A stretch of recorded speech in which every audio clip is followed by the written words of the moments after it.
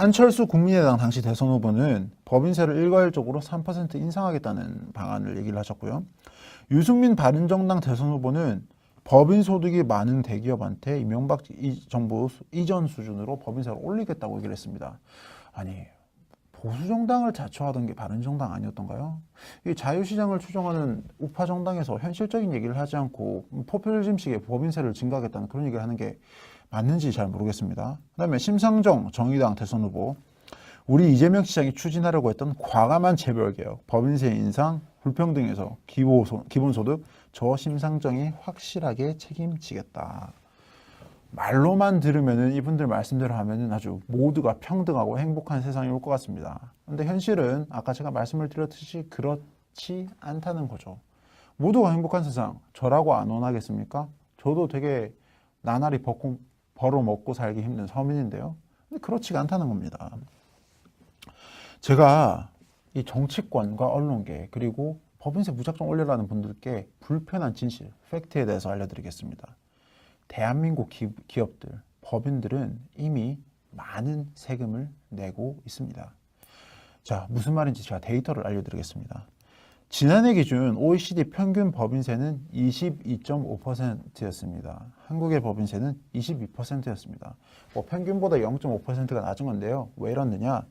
이 개인과 법인에게 엄청난 세금을, 법인뿐만 아니라 개인에게도 엄청난 세금을 벌어들이는 이 북유럽 복지국가, 큰 정부 국가들을 포함시켰기 때문입니다. 스웨덴, 노르웨이 이런 데를 말하는 건데요. 이런 국가들이 어마어마한 법인세를 걷는데 이것들과의 어떤 수치를 합산해서 평균치를 낸 거니까 이 22.5%가 나온 거고, 그런데 대한민국 그 22% 따라가는 거니까 굉장히 이미 큰 수치죠. 실질적으로 대한민국은 세금을 많이 내는 국가가 아닙니다. 작은 정부를, 그러니까 미국식에 가깝지 북유럽식에서는 좀 멀다는 거죠. 그렇다고 북유럽식으로 가자? 그것도 현실적이지 좀 않은 부분입니다. 자, 왜 그러느냐? 바로 개인들이 내는 세금 규모가 적기 때문입니다. 4.4%, 이게 뭐냐면요, 우리나라 GDP에서 개인 소득세가 차지하는 비율입니다. 즉 개인이 낸 소득세가 우리나라 GDP에서 합산하니까 전체 100에서 4.4%만 내더라 인 겁니다. 4.4%에만 해당하더라 이겁니다. OECD 평균이 얼마일까요? 8.4%입니다. 즉 우리나라는 절반 수준인 거예요. 우리나라 개인들이 OECD 다른 나라 국가들 시민들에 비해서 절반 수준밖에 세금을 안 낸다는 겁니다. 부가가치세 등 소비세 같은 거를 다 포함을 해도 7.1%밖에 안 되고요. OECD 회원국의 평균인 11%에 못 미친다는 겁니다. 다시 말해서 우리나라는 다른 나라들의 OECD 다른 선진국에 비해서 개인들이 세금을 적게 내고 있고, 개인들이 낸 세금이 국가 전체의 부에 차지하는 비율 자체가 매우 낮다는 겁니다. 자, 이거를 조세 부담률로 계산을 해볼게요. 2016년 기준입니다. 19.6%네요. 즉 개인이 내고 있는 이 국가 전체 경제의 조세 부담률 자체가 19.6%라는 겁니다. OECD 평균은 2014년 기준 25.1%였습니다. 조세 부담률이 역대 최고였던 해에 수치를 적용을 해봐도 한국보다 조세 부담률이 낮은 국가는 딱 4개국이 있습니다. 어디일까요?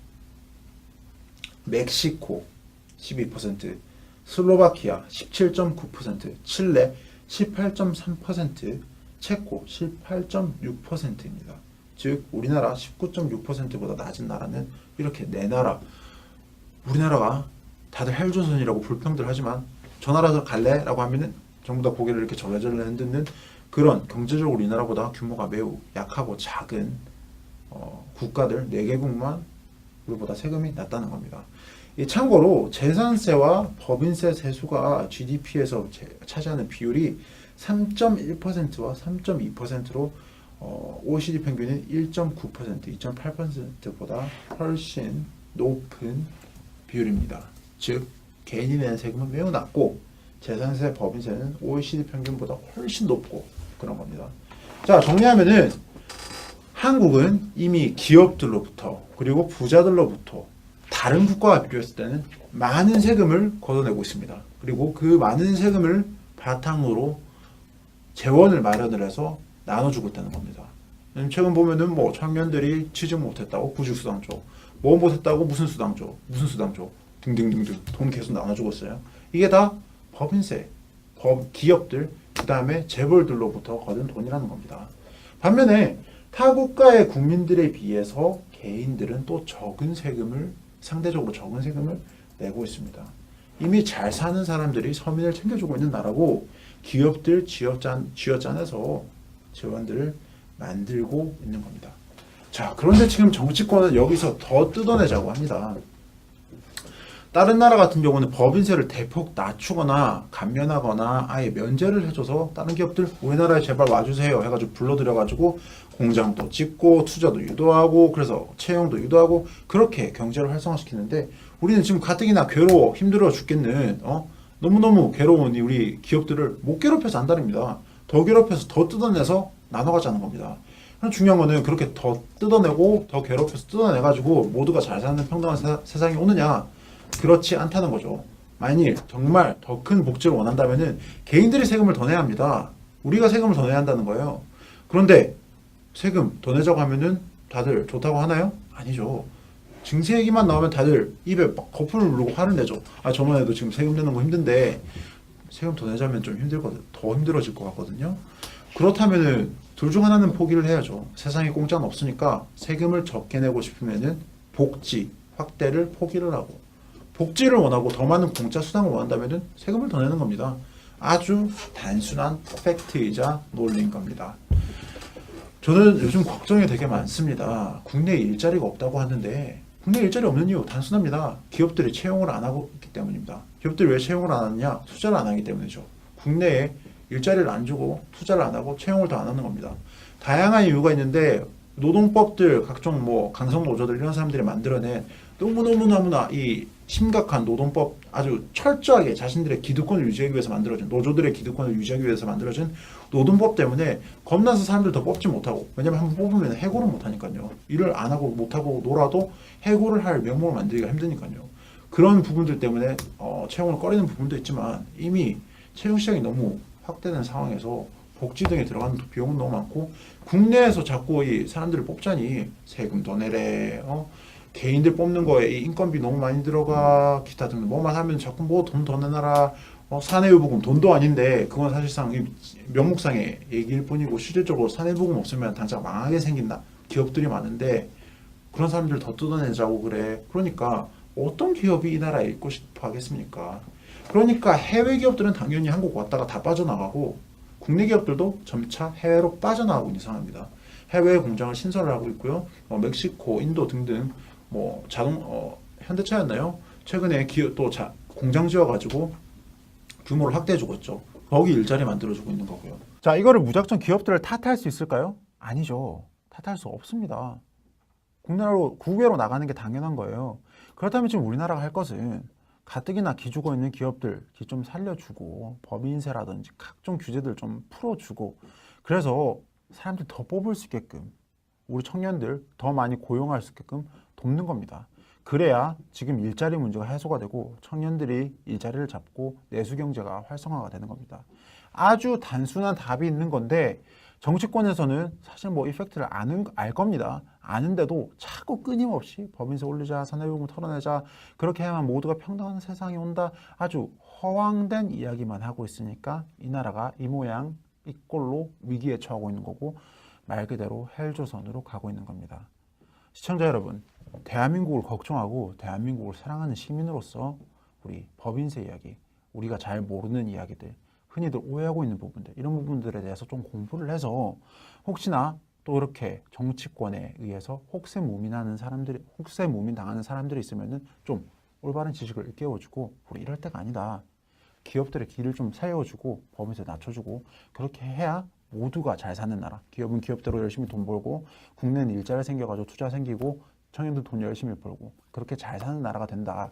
이런 얘기를 좀 해줬으면 좋겠습니다. 기억하십시오. 무려 34개국 중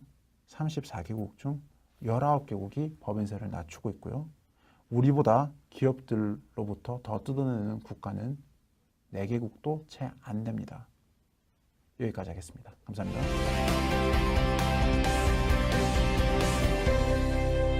오늘 제가 준비한 코너는 아쉽지만 여기까지입니다. 시청자 여러분 어떻게 잘 보셨는지 모르겠습니다. 우리 1부에서는 윤서인 작가 모시고 자유한국당의 비전과 가야 할 길, 그리고 우리 현 문재인 정권의 문제점 이런 거에 대해서 얘기를 좀 나눠봤고요. 이런 얘기가 기억이 남습니다. 욕먹는 걸 두려워하면 안 된다. 우리는 진실을 얘기하고 있다. 물론 그 진실이라는 게 상대적인 이야기라 받아들이기 나름이지만 분명히 우리는 우리가 옳다고 생각하는 얘기를 하고 있으니까 겁먹을 필요 없다. 강단 있게 젊은 감각으로 그렇게 얘기를 하다 보면은 우리의 마음을 동조하는 사람들이 생길 것이다. 이런 말씀을 해주셨고요. 우리 2부에서는 러시아에서 온 동물활동가 제냐 씨께서 한국의 현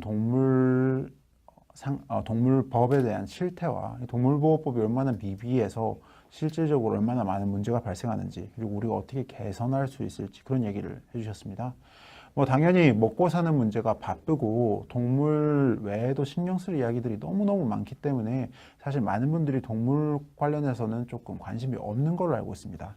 그러나 아시다시피 반려동물 시장은 점점 커지고 있고 대한민국은 선진국입니다. 선진국이기 때문에 우리도 이제는 이 낙후된 동물 관련해서 좀 신경을 쓰면서 하다못해 돈을 더 들이자는 게 아니라 지금 있는 잘못된 제도나 효과적이지 않은 제도들을 좀 개선을 해서 수많은 반려동물, 반려견, 반려묘 등등 다양한 분들이 모두 다 행복하게 잘 사는 세상이 왔으면 좋겠습니다. 여기까지 이제 제가 정리한 얘기였고요. 여러분의 관심과 성원은 늘 제게 큰 힘이 됩니다. 오늘 방송 보시고 나서 유튜브나 페이스북 댓글로 우원재 씨 이런 부분이 좀 아쉽습니다. 내지는 우원재 씨 이런 부분이 참 좋았습니다. 앞으로 이런 걸 고쳐주세요. 앞으로 이런 거를 더 많이 해주세요. 말씀해 주시면 제가 하나하나 꼼꼼히 읽어보고 또 다음 주에는 더 좋은 주제로 찾아뵙도록 하겠습니다. 이제 마치면서 아까 극우 얘기로 시작을 했는데 말씀을 드렸듯이 우리는 극우가 아닙니다. 저도 극우가 아니고 여러분도 극우가 아닙니다.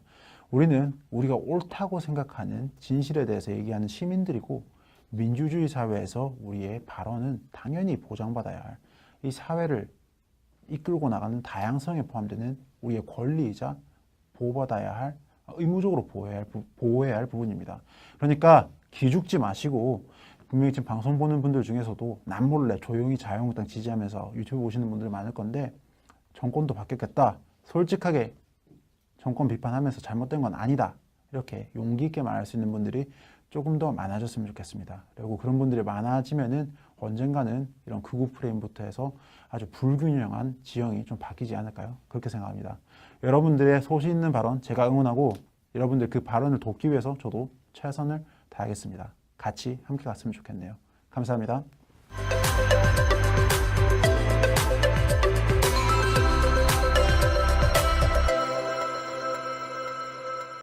안철수 국민의당 당시 대선 후보는 법인세를 일괄적으로 3% 인상하겠다는 방안을 얘기를 하셨고요.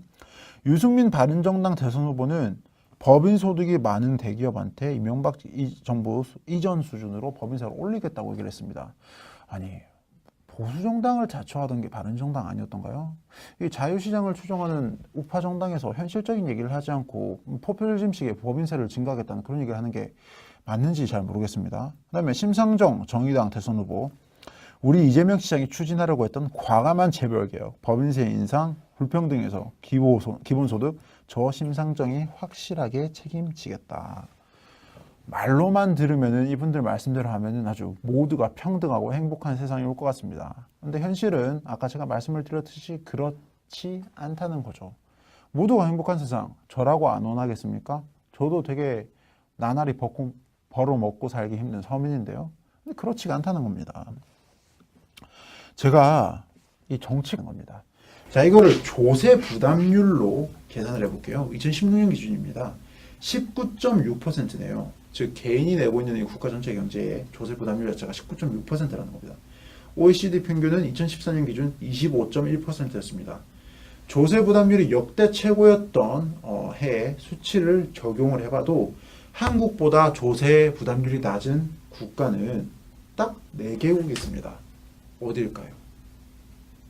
멕시코 12%, 슬로바키아 17.9%, 칠레 18.3%, 체코 18.6%입니다. 즉 우리나라 19.6%보다 낮은 나라는 이렇게 네 나라. 우리나라가 다들 헬조선이라고 불평들 하지만 저 나라 갈래? 라고 하면은 전부 다 고개를 이렇게 절레절레 흔드는 그런 경제적으로 우리나라보다 규모가 매우 약하고 작은 국가들 4개국만 우리보다 세금이 낮다는 겁니다.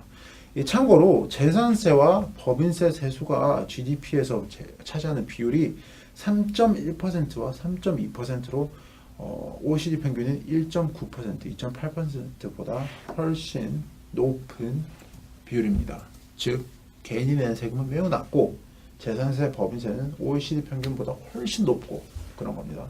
자, 정리하면은 한국은 이미 기업들로부터 그리고 부자들로부터 다른 국가와 비교했을 때는 많은 세금을 걷어내고 있습니다. 그리고 그 많은 세금을 바탕으로 재원을 마련을 해서 나눠주고 있다는 겁니다.